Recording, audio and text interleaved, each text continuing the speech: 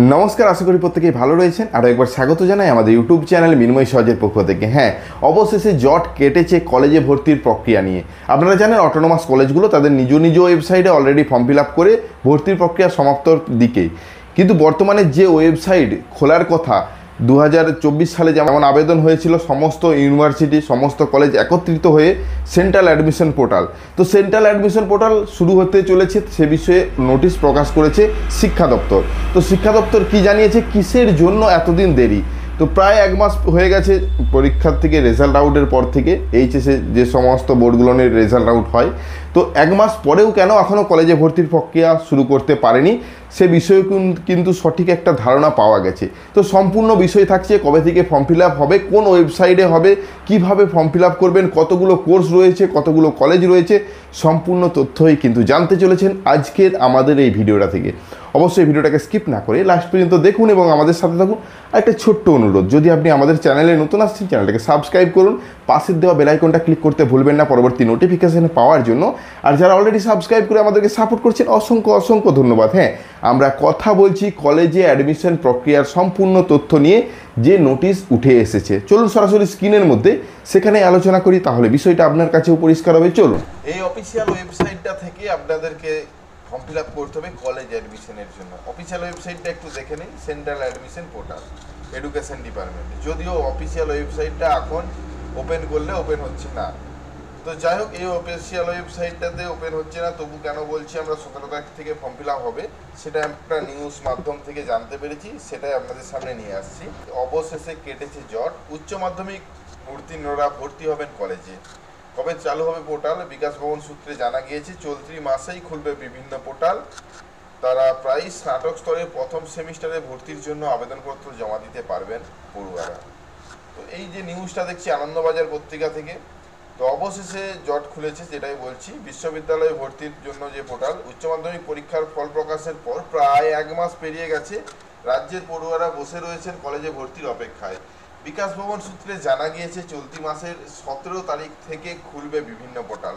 যদিও এটা কতটা সত্য সেটা আমার কাছেও এখনও সন্দেহজনক রয়েছে। যদিও সরকার সূত্রে জানানো হয়েছে, তার মানে 17 তারিখ আমরা একটা কিছু নোটিশ পেতে চলেছি। তবে প্রথম দিনেই কেউ ফর্ম ফিল আপ করবেন না, ফর্ম ফিল আপ করলে বিপদ আছে। কারণ কি, অনেক সমস্যা থাকবে, অনেক আপডেট চলবে। ওয়েস্ট বেঙ্গলের পোর্টাল মানেই তারা সঠিকভাবে ঠিকঠাক করে চালু করবে না, ট্রায়াল পিরিয়ডে রেখেই কিন্তু আপনাদের ফর্ম ফিল আপ শুরু করে দেবে। তো যাই হোক, এক দুদিন পর ফর্ম ফিল আপ করার চেষ্টা করবেন, তো আমরা সে বিষয়ে বিস্তারিত নোটিশ দেওয়ার চেষ্টা করব।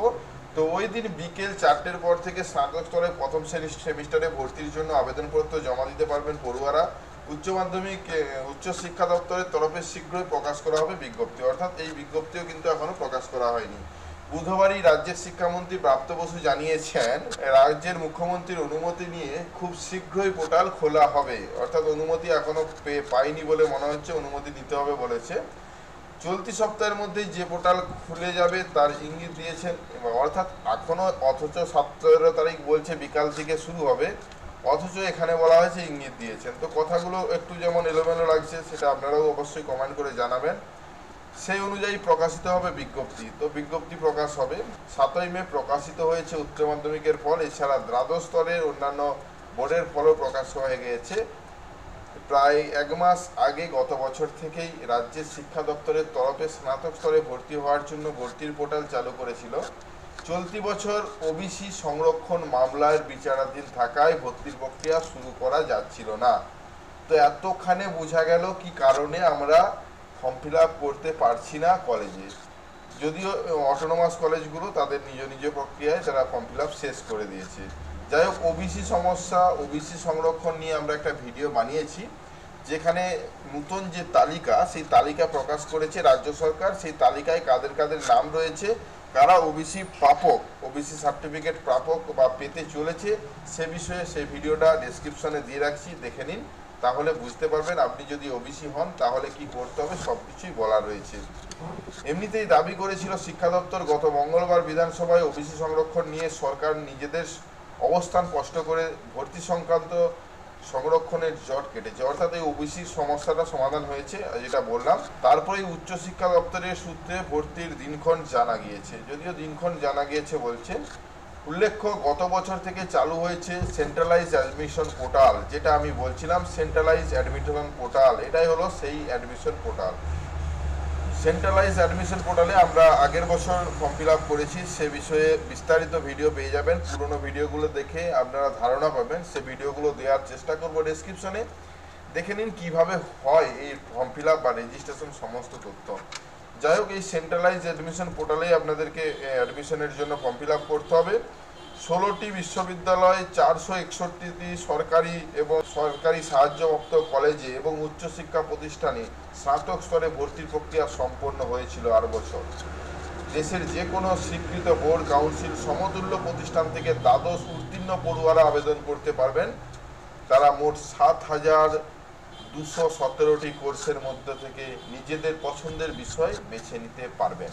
তো এবছর আরও একটা বিষয় জানা যাচ্ছে, কোনো পাস বলে অপশন নেই, যেটাকে আমরা পাস বলে আসছি 3 বছরের কোর্স, যদিও সেটা পাস আগে যেমন পাস অনার্স ছিল সেই অপশন নেই, তুলে নেওয়া হয়েছে। পাস 3 বছরের কোর্স রয়েছে, সেটা আলাদা আলাদা বিষয়। যখন আমরা ফর্ম ফিল আপের নিয়ে আলোচনা করব তখন এই বিষয়ে আলাদাভাবে ভিডিও বানাবো। যাই হোক, এই বিষয়টা বুঝতে পেরেছেন।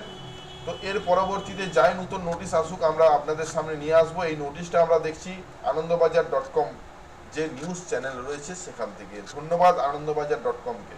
আশা করি আজকে যে বিষয় নিয়ে ভিডিও ছিল সম্পূর্ণ বুঝতে পেরেছেন। পরবর্তী ভিডিও খুব তাড়াতাড়ি আসছে, কীভাবে ফর্ম ফিল আপ করবেন, কী বিষয়গুলো গুরুত্ব সহযোগে দেখতে হবে, সঠিক ফর্ম ফিল আপ কীভাবে করবেন, সম্পূর্ণ বিষয়ে থাকছে নতুন ভিডিও। অবশ্যই আমাদের চ্যানেলে নতুন আসলে চ্যানেলটাকে সাবস্ক্রাইব করুন, পাশের দেওয়া বেল আইকনটা ক্লিক করতে ভুলবেন না পরবর্তী নোটিফিকেশন পাওয়ার জন্য। আর যারা অলরেডি সাবস্ক্রাইব করে আমাদেরকে সাপোর্ট করছেন অসংখ্য অসংখ্য ধন্যবাদ। এভাবেই পাশে থাকবেন। দেখা হচ্ছে নতুন কোনো ভিডিও নিয়ে। ধন্যবাদ।